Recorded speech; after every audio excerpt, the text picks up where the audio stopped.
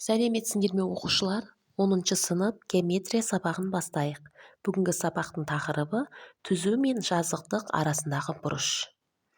Осы тақырыпты оқу барысында сендер түзу мен жазықтық арасындағы бұрыштың анықтамасын білесіңдер, сол бұрышты кескіндейсіңдер және оның шамасын табатын боласыңдар.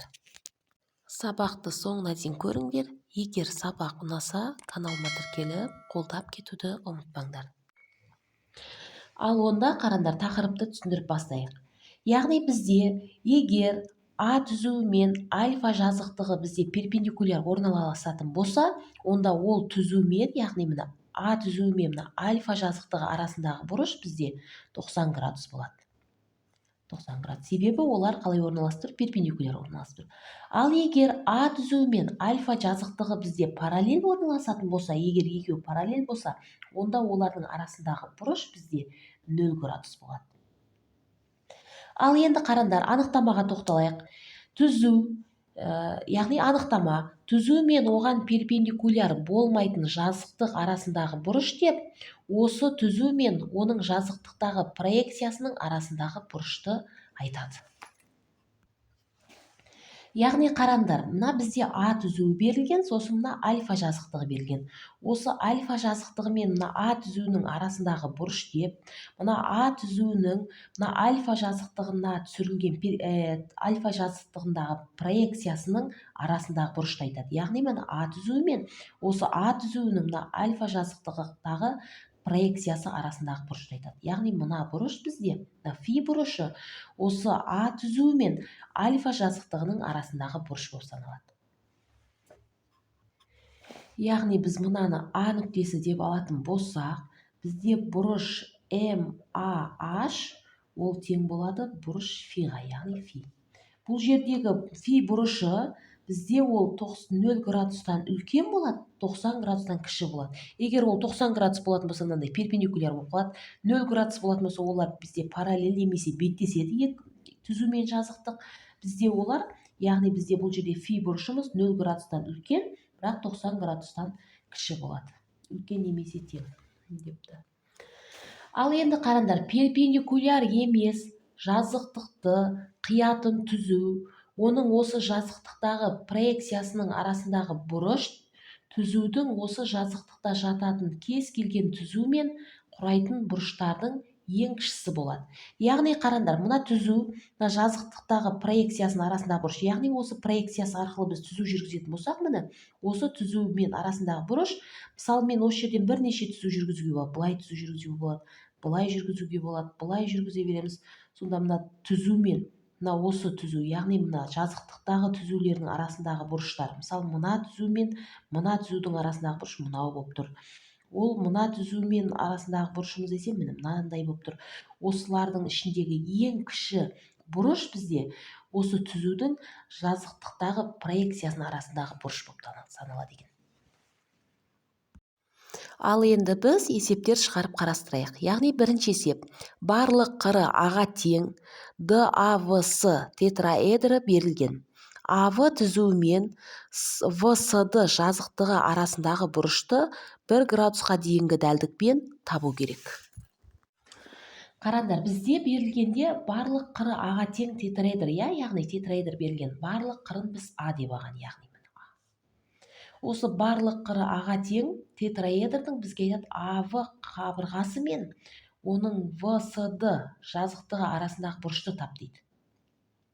Бізде жазықтығы арасында бұрыш болғаннан кейін ВСД жазықтығын біз осы ВСД, яғни мына ВСД жағын біз оның табаны деп алдық. Енді қарандар, бізде осы табаны мен, яғни бізде мына АВ түзу арасындағы бұрыш бізде, яғни осы бұрыш мына АВ қабырғасы мен, яғни АВ түзу деп алатын болса, АВ мен ВСД жазықтығы арасындағы бұрыш, АВ-ның осы ВСД жазықтығындағы проекциясы арасындағы бұрыш. Яғни біз осының проекциясы дегеніміз, мына А нүктесінен мен осы ВСД жазықтығына не түсірем? Перпендикуляр түсірем. Перпендикуляр түсіреміз. Онда бізде АВ-ның осы мына жазықтықтағы проекциясы ол мынау болып тұр. мына бұрыш бізде АВ қабырғасы мен ВСД жазықтығы арасындағы бұрыш болып тұр.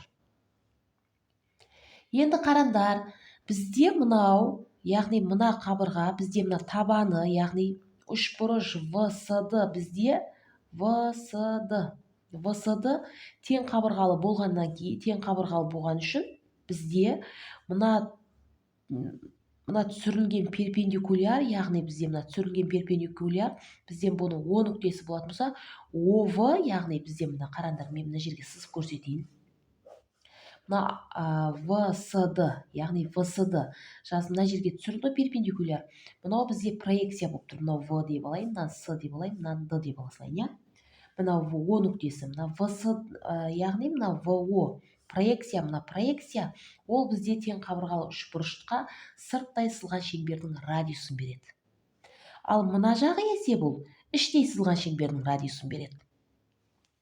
Сонда бізде мына проекцияның ұзындығы дегеніміз бұл R, яғни осы табанындағы үшбұрышқа, яғни мынандай сырттай сызылған шеңбердің несін беріп тұр? Радиусын беріп тұр мынау. Ал мына жағы іштей сызылған шеңбердің радиусын беріп тұр. Енді қараңдар, содан қарасандар болады, бізде мынау, мына жер перпендикуляр, сонда бізде АОВ бізде тік бұрышты үшбұрыш болып тұр. Мынандай тік бұрышты үшбұрыш болып тұр. АОВ. Сонда мынау бізде көлбеу, мынау жазықта проекциясы, мынау не болып тұр? Биіктік болып тұр, яғни мына екеуі катет бізде, мынау есе тең емес, гипотенуза болып тұр. Мынау гипотенуза, мына екеуі катет болып тұр. Бізге мына бұрышты не істеу керек болып тұр? Табу керек болып тұр.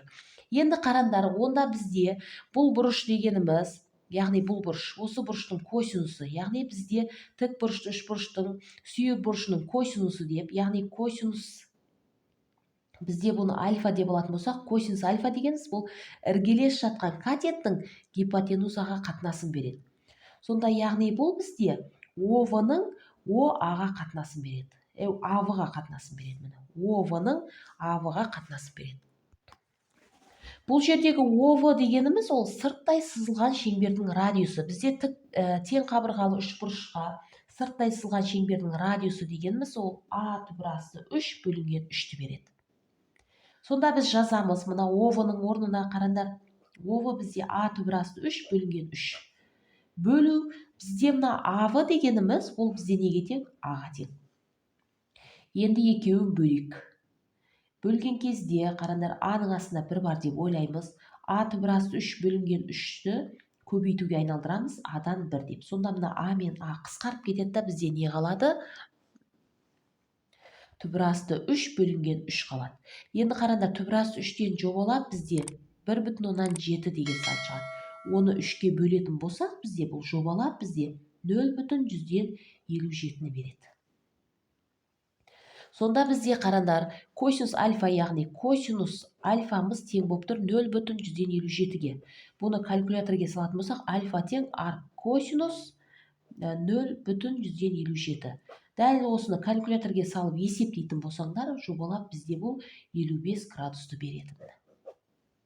Осылай тауып қойсаңдар болады. Немесе бізде альфа мына түрінде қалса болады. Бізде градуспен, яғни 1 градус дәлдікпен беріңдер деген, мен сол үшін калькуляторге салып, градусқа айналдырып қойдым. Осымен сабағымыз аяқталды. Егер сабақ түсінікті болса, каналыма тіркеліп, қоңырауды басып кетуді ұмытпаңдар.